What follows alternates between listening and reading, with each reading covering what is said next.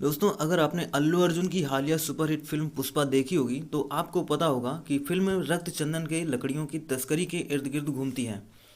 इसमें बताया गया है कि कैसे आंध्र प्रदेश के घने जंगलों में इसे पाया जाता है और ये करोड़ों में बिकता है। इसे काट कर लाने में काफ़ी मेहनत लगती है और इसमें दिखाया गया है कि कैसे तरह तरह के तिकड़म आजमा कर तस्कर इसे भारत से बाहर ले जाकर बेचते हैं। इसमें पूरा का पूरा सिंडिकेट लगा हुआ होता है जिसमें नेता से लेकर माफिया और कारोबारी तक शामिल होते हैं। इस वीडियो में हम आपको बताएंगे कि रक्त चंदन की लकड़ी कितनी महंगी बिकती है और इसकी भारत के बाहर कितनी ज़्यादा डिमांड है। तो ये जानने के लिए आप वीडियो के लास्ट तक बने रहें।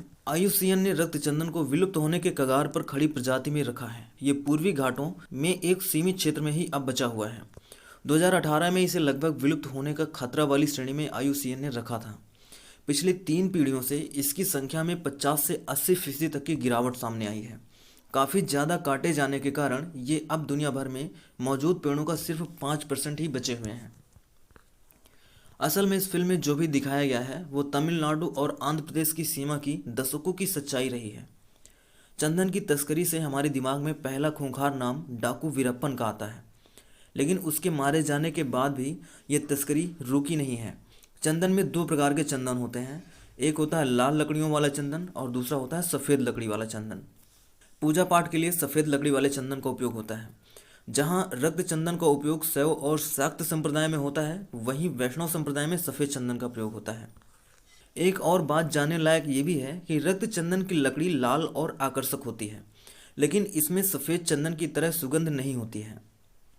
सामान्यतः इसके उपयोग इत्र और हवन पूजन के लिए नहीं किया जाता, जिसके लिए सफ़ेद चंदन विख्यात है। लेकिन सौंदर्य प्रसाधन और वाइन की इंडस्ट्री में इसकी भारी डिमांड है। अंतर्राष्ट्रीय बाजार में 3,000 रुपये प्रति किलो से इसके मूल्य की शुरुआत होती है। मुझे लगता है शायद यही सबसे बड़ी वजह है रक्त चंदन की तस्करी होने की। भारत में इसे काटना और इसकी तस्करी करने पर प्रतिबंध है, लेकिन इसके बावजूद अवैध रूप से इसकी खरीद और बिक्री होती है। इसके लिए red sanders anti smuggling task force का गठन किया गया है, जिसने अकेले 2021 में इसकी 508 करोड़ रुपए की लकड़ियां जब्त की हैं। इस टास्क फोर्स का कहना है कि पिछले साल इसकी तस्करी से जुड़े 117 मामले दर्ज किए गए थे और 342 तस्करों को गिरफ्तार किया गया था। अब इसकी तस्करी रोकने के लिए टास्क फोर्स को सैटेलाइट फोन्स दिए जाते हैं ताकि जंगल में उन्हें संचार व्यवस्था में दिक्कत ना हो। रक्त चंदन के पेड़ मुख्य रूप से शेषाचलम के जंगलों में पाए जाते हैं, जो आंध्र प्रदेश और तमिलनाडु से सटे चित्तूर, कडप्पा, कुर्नूल और नेल्लोर नामक 4 जिलों में फैला हुआ है। ये जंगल 5 लाख वर्ग हेक्टेयर में फैला हुआ है। रक्त चंदन के पेड़ की ऊंचाई 8 से 11 मीटर तक होती है। इसके पेड़ धीरे धीरे विकसित होते हैं, इसलिए लकड़ियों का घनत्व भी अधिक होता है।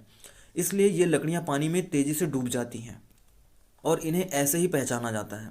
भारत के बाहर चीन, जापान, सिंगापुर, ऑस्ट्रेलिया और संयुक्त अरब अमीरात में इनकी खास डिमांड होती है। चीन में जब मिंग राजवंश का शासन हुआ करता था, तब वहाँ के लोग इन लकड़ियों के दीवाने हुआ करते थे। 14वीं से 17वीं शताब्दी तक के इस काल में इससे बने फर्नीचर की चीन में काफ़ी डिमांड थी। वहाँ के रक्त चंदन संग्रहालय में अब भी इन लकड़ियों से बने कलाकृतियाँ रखी हुई हैं। इसी तरह जापान में शादी के दौरान उपहार में दिए जाने वाले एक वाद्य यंत्र के लिए रक्त चंदन की लकड़ियों का उपयोग किया जाता था, लेकिन समय के साथ ये परंपरा खत्म हो गई है।